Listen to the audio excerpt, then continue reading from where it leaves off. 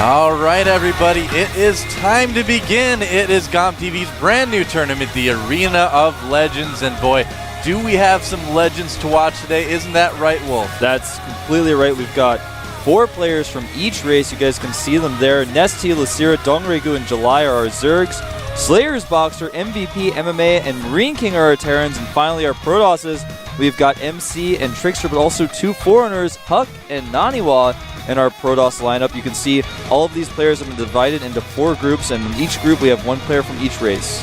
Yeah, and that's actually so exciting. I love that they actually put even numbers of the races in this tournament. Yeah, that is awesome. You're not going to see that pretty much anywhere else. Well, here's our group for today. Group B will be tomorrow, of course, but today we're going to see NesTea, MMA, and OGS MC duke it out. NesTea and MMA are going to play against each other first, and as you can see there, the loser of the first match is going to play against MC, and then the winner will. So it's kind of a round-robin best of 3. It's going to be a best of 3 each matchup, so we've got, well, basically 3 best of 3s is the best way to describe it. Yeah, absolutely. And then you can see next weekend, remember guys, this is going to be every Saturday and Sunday at 5 p.m. Yes. Korean Standard Time. So next Saturday we've got Dongregu versus MVP, and then of course Huck is going to be facing off against the winners and losers, being the 3rd player in that group. And on Sunday, July, Boxer, and Naniwa will be facing it off as well. That's going to be a really cool group too, especially I'm really excited to see July and Boxer play. Actually, I love watching those guys play against each other. Yep, and then of course after that we've got the round of 4, Group A first versus Group B first, and Group C first versus Group D first, and then our finals would be on October 2nd at 5 p.m. Korean Standard Time. You know what the only thing better than having GSL all week is, Wolf? Having it on the weekend. You're so right. I didn't even need to say it for you. You knew what I was thinking. We're on the same wavelength, man. Yeah, man. I think everyone's on the same wavelength on that. I think so.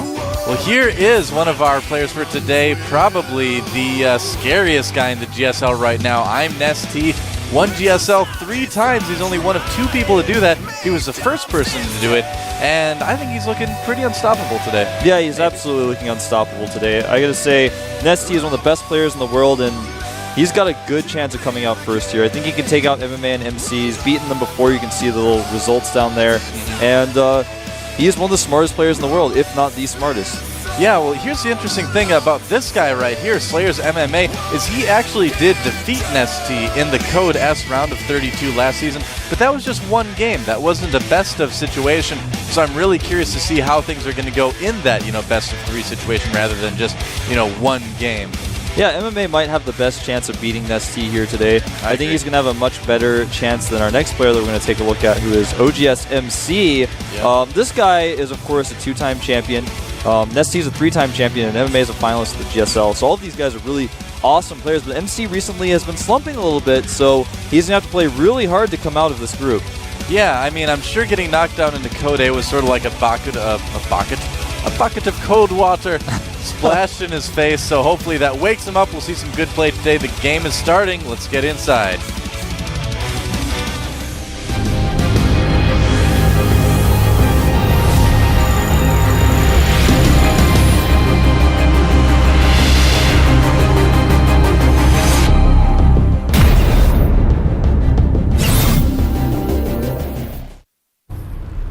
All right, guys, AOL is online. I'm sorry, Wolf, I couldn't resist. I had to say it. Down at the bottom of the map, GSL Daybreak is our yellow Terran player from the team Slayers. He is Slayers MMA. And up at the top of the map is our Zerg player in the blue color from the team Incredible Miracle, 3-time GSL champion. He is I'm NesTea. And what a great map to start out on. Yeah, it's a large map. It's a very balanced map. And it's one of those maps we haven't seen too much of yet. We're starting to see more and more of. It's been out for about a month and a half now, I'd say. And, it wasn't the GSL until very recently. And obviously these guys have had a lot of time to practice on it and play on it now. And it's shown us nothing but good games. Oh, I would agree. I mean, especially in terms of TVT, probably the best TVTs I've seen yet in the GSL have been on this map. And really, like you said, most games are really good because it's bigger. You don't get as many build order wins because it's kind of hard to rush your opponent's base quite as fast as on some of the other maps. Yeah, if you want a 2-Rex on this map, for example, you can't make your second barracks inside of your base. It's just not going to be an effective 2-Rex. Pressure build. Now NesTea is going to realize that, of course, he's going for a hatch first here. Very standard opening to see on this map for Zergs. It's a really easy natural to hold, especially if you have your Overlord position checking to make sure no bunkering is going on like NesTea does. Exactly, yeah. You'll never catch an ST missing where to put any Overlords. Everyone is deliberately placed about, just like diamonds placed in a beautiful crown. I like that analogy. That's a good analogy. It's the truth, Wolf. Well, MMA has taken gas. I think we're going to see a Reactor Hellion expand out of MMA. We could see any number of things, but I'm thinking, based on what we've seen from MMA in the past, I think that's what we're going to see. We might see that Slayer-style Blue Flame Hellion Marine type of drop. Oh, absolutely. There are a few good places to do that on this map. Yeah, that's really popular. Can be really effective. The Slayers players are, of course, the best in the world at it right now. There's the factory right now. So we'll have to see what he has planned a little bit later. He could also be doing something like just a reactor expand as well. I mean, if he only makes the 2 Marines and then does a reactor, then that's obviously what that's going to be. Yeah. Not making any. Well, yeah, he is making. No, he's not making any Marines right now. So yeah, there's no Marines whatsoever. Yeah, I wonder if we are going to see. He's probably just getting a little bit quicker command center. Yeah, he's going to make his command center immediately here. Yep.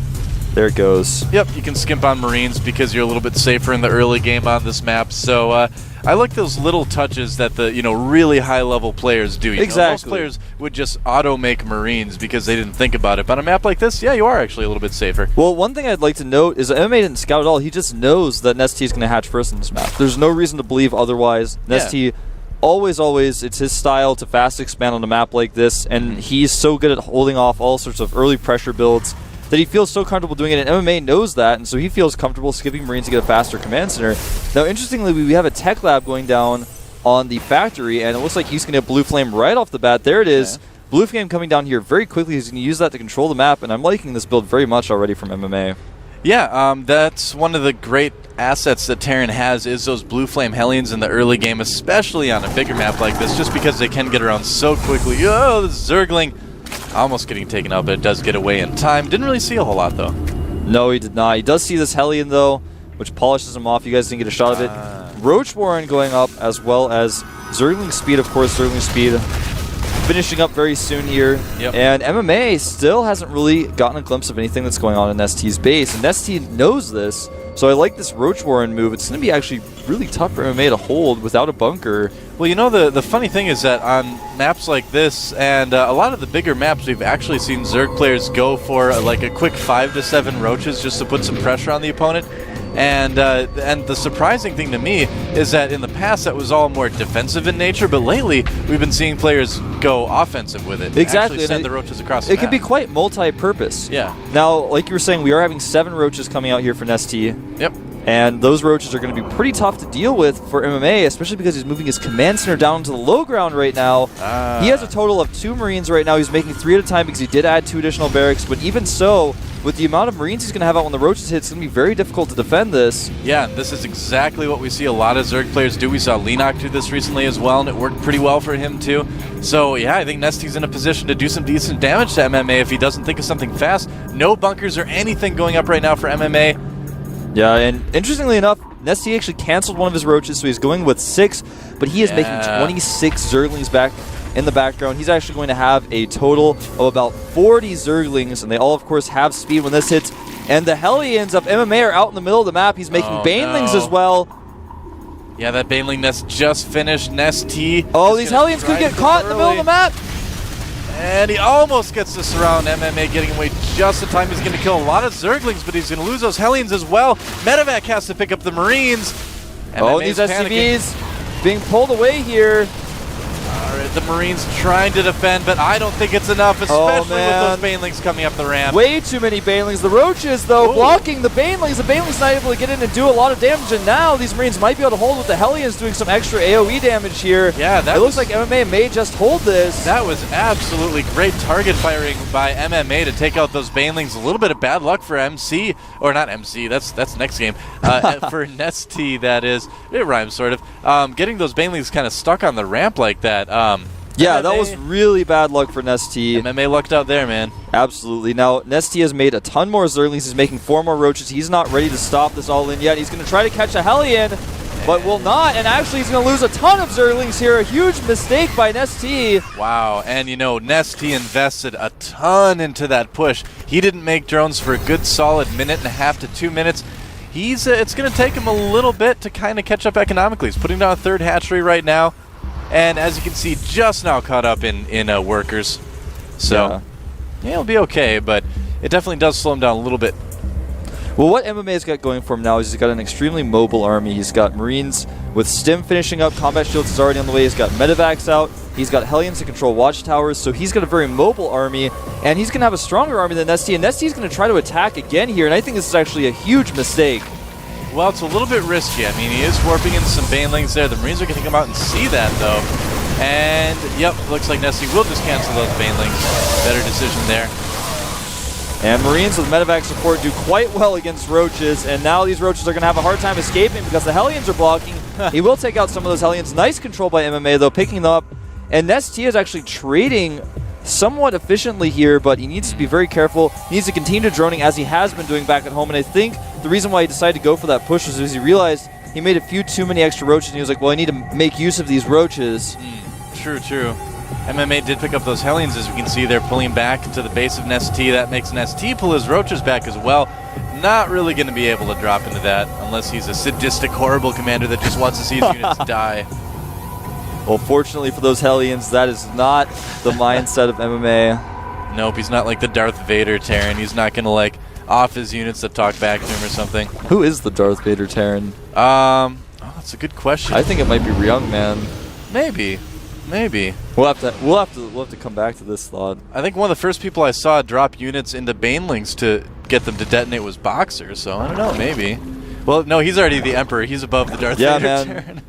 He is the Palpatine. That's right. He's already way up there. He can't go any higher than that.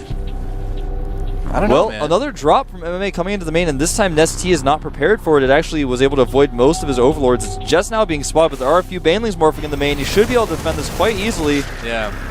And in fact, MMA decides not to drop.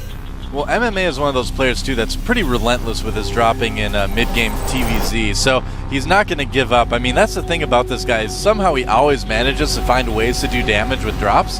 But against NesTea, I'd say that's probably going to be his biggest challenge yet. Well, NesTea has actually been chronically supply blocked by MMA's very tactful and precise Overlord sniping, as you can see some of right now. He's just been going to all the normal spots. He's going to pick up these Marines.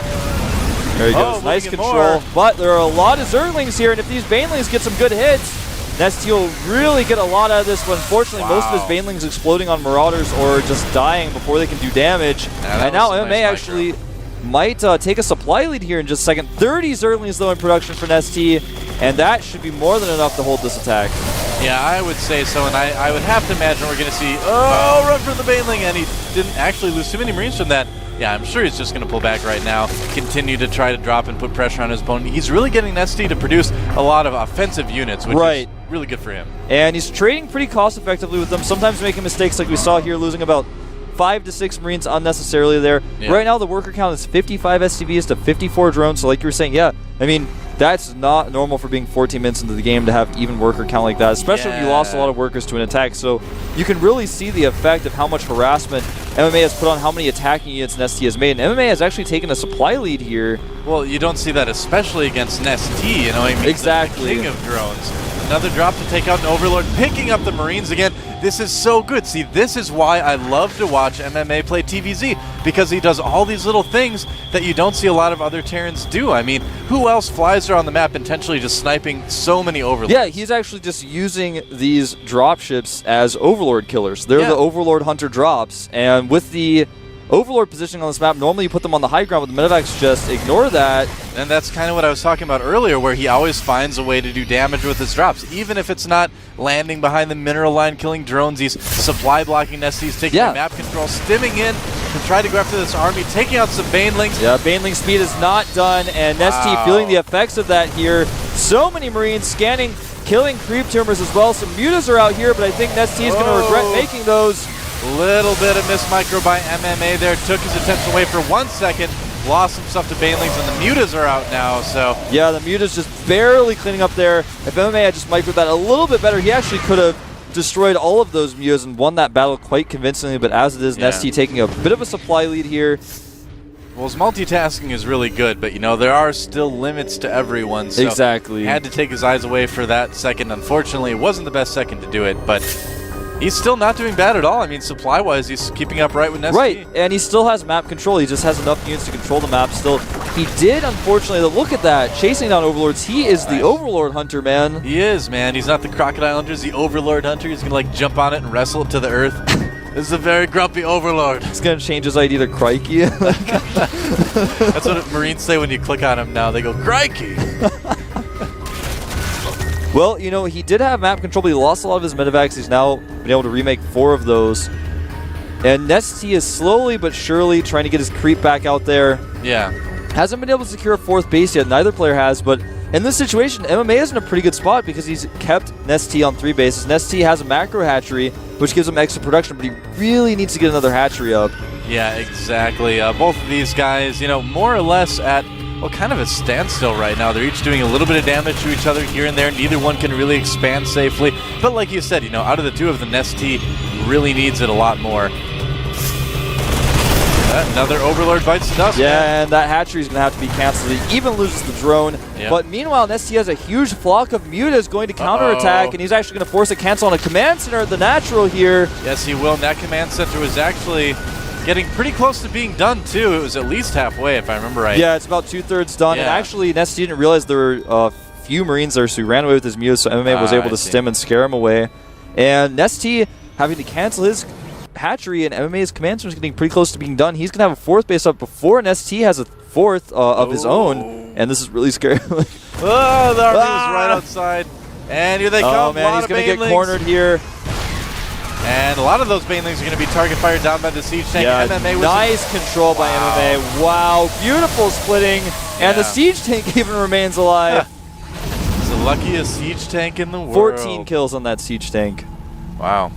That was really, I want to say, lucky, to be honest, for MMA. And in fact, he's going to get all of his units away, and the dropships escapes with all of them. Oh. And look at that, not losing a single dropship.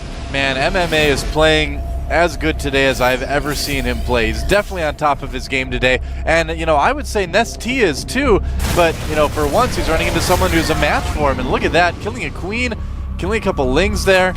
He's going to lose the drop at some point, but, you know, getting a queen at this stage in the game is really nice. Not bad at all. Yeah, not bad at all. And in fact, he's moved the entire army of NesTea back in his base so he can push out here and take control of NesTea's side of the map, taking out creep tumors. Mews are going to come in here, though. There aren't much of an answer for him. Those 2 turrets were the only thing standing in their way, and only a few Marines coming to help. A Thor coming as well, but he's losing so many SCVs. Yeah, he's going to lose that base, but in the meantime, a nice big push from MMA coming out. There we go. The Thor gets a nice shot off, and the Mews have to run away. But MMA threatening that 3rd.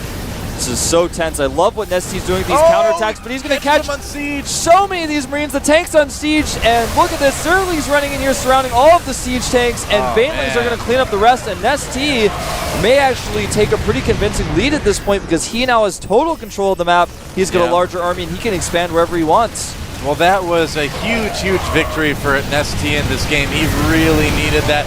Trying to pressure that base again. Mutas coming in as well. If he can get rid of the Marines and the Thor, he'll do okay.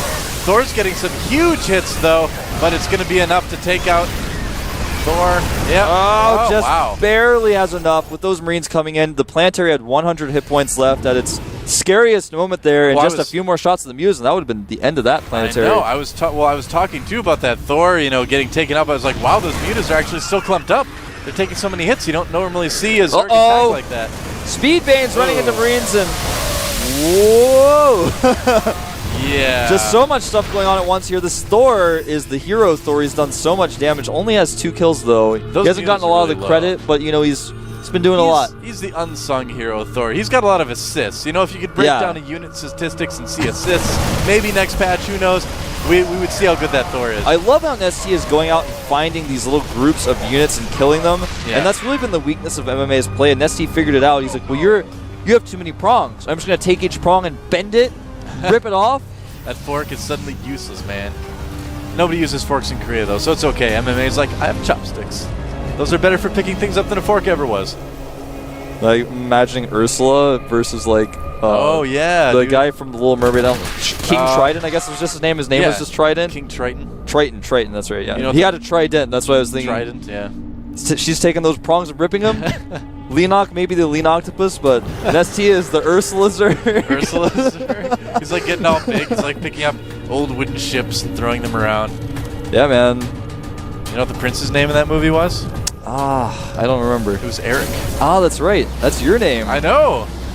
They named it after me. It was like, I think I was like 3 years old at the time. Like, this kid is going to be awesome. We're going to name our Disney prince after him. Well, right now, story. NesTea has been able to secure that bottom right base. He's finally gotten a fourth. And, you know, his third base is getting kind of low on minerals. His natural is totally mined out. His main is mined out. And MMA needs to take another base as well. So this is a pretty even supply situation. It's kind of like a game of chicken at this point of who's going to take another base first. Yeah. And a lot of these mutas being taken out by Marines, NesTea needs to be a little bit more careful with them. His mutas count has fallen a little bit. It's down to 18 now. He had a lot more earlier. A lot of these mutas are on very low health. Now, MMA just took out the center rocks. I'm not sure why a Terran would want to do that exactly. Well, I think he wants to be able to break through to that middle base faster, but like you're saying, or like you're suggesting, the Zerg... Oh, he didn't actually take him down. Oh! Ooh. The Zerg likes to destroy those rocks so he can have more counterattack paths. Yeah. Now, the mutas are at +2. NesTea's ground units are at 2-1, +2 being the melee attacks, whereas MMA's ground units are at 3-2, almost 3-3. So he's having superior upgrades here. He's got +1 on his mech as well. Starting to get high-sec auto-tracking for his turrets and planetaries. Oh, Army needs to run for it for a second there. And that Overlord didn't get the memo, unfortunately. Yeah, actually supply blocks NesTea at 194. Wow. And this is only game 1, Wolf. This is only game 1. Remember, guys, these are all best of 3s. Yep. Muta is catching every dropship they see. They've got eagle eyes, man. Those mutas, they can read newspaper 100 yards away. Oh, some turrets getting taken out by said mutalisks, and that command center is going to be delayed for a little bit. Yeah, actually make it taken out here. Yeah. MMA pushing, taking out some creep tumors, trying to put some pressure on the fourth base of NesTea. If he can take out the fourth, that will be huge. You know, I feel like part of MMA's problem this game has just been that he hasn't been as patient as he needs to with his siege tanks. And so he's never really able to push forward as much as a Terran would want to in these cases. Every time he unsieges, he does it on creep. NesTea sees it, catches him, he loses a lot of his army, and the battle continues. Yeah. A lot of mutas flying into Marines here, though. And there's just playing a lot of mutas out right now for NesTea, 22 on the map at the moment. And yeah, you know, I want to go back to what you're just saying. You're right. He has been a little bit too aggressive up to this point with his pushes. Seems like he's pushing a little bit slower now. Oh, sending some Marines into the natural, too. That's going to help. Yeah, he's clearing up a lot of creep tumors, and NesTea has very few left, so he's always going to be fighting off creep, basically right outside his natural. Way too many Marines to engage here. Actually, I don't know, NesTea disagrees, man, but those turrets have high-sec auto-tracking. He's got to be very careful of how he engages it. Catches all those Marines, though, and a siege tank. Taking a lot of damage there, but he's got so many mutas, he actually is only down to 20 right now. And if NesTea is planning on moving into Hive-Tech, killing that starport would be a great decision. Magic box on the Thor there. Yeah, Thor being taken out without doing a ton of damage, only getting 2 shots off here. But this attack by MMA is going to be almost impossible to stop for NesTea. Whoa, uh-oh. It is fight time. So many banelings, man. I take back what I said about almost impossible to stop. Wow. That was actually at least 50 banelings. Yeah, that was quite a few banelings. There's still 22 out on the field. Muta's still wreaking havoc in the base of MMA. But the spawning pool falls and the base of NesTea can no longer make Zerglings, but I don't know if it'll matter because you know what? MMA just doesn't really have an army left anymore.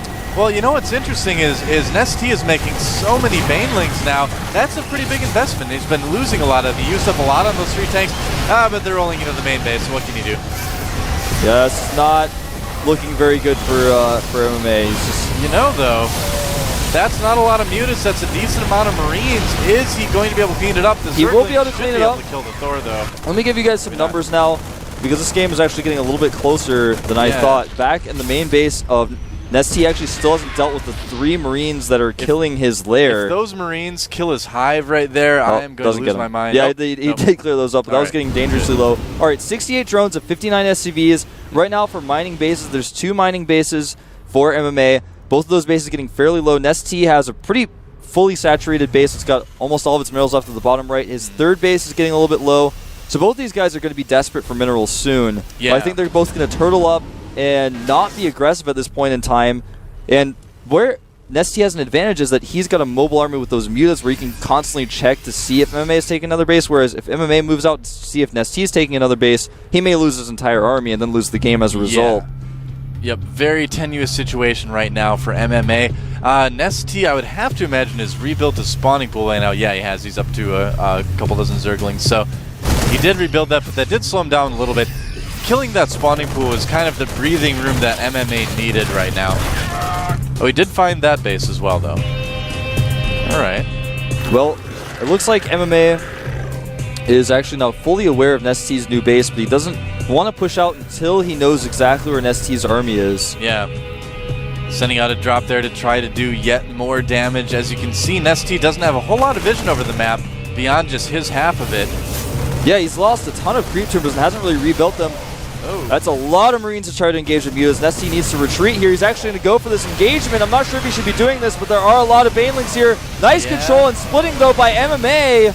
Wow. MMA actually taking quite a lead here. He's going to actually kill the hatchery as well. Man. Hatchery gets taken out, and another drop going down. You know, I don't think NesTea actually has a single Mutalisk that has full health right now. They've all taken a lot of damage. Another drop here. This could be the drop that kills the Hive, depending on how fast NesTea responds to it. The layer is getting quite low, and MMA simming forward here, hitting a lot of the rallied units of NesTea. NesTea taking a lot of hits here. And meanwhile, in the main base of MMA, NesTea doing a ton of damage with these mutants. Well, you know what? We may end up having a base trade type of scenario. Say, yeah, this is getting a little bit crazy right now, Wolf. But the thing is, he gets the Hive. Yeah, the lair does fall, and was that a lair? Yeah, it was a lair. He never made it into a hive just yet. All right, maybe I'm hallucinating. He doesn't have infestation pit yet. But, that's not good.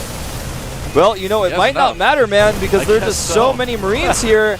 And even though NesTea has that large Mutaforce, he's actually going to try to send it home to defend. Wow, look at that. Marines protecting the siege tanks. More Marines down at the fourth base. He's flying over Marines, and looks like NesTea is going to GG here.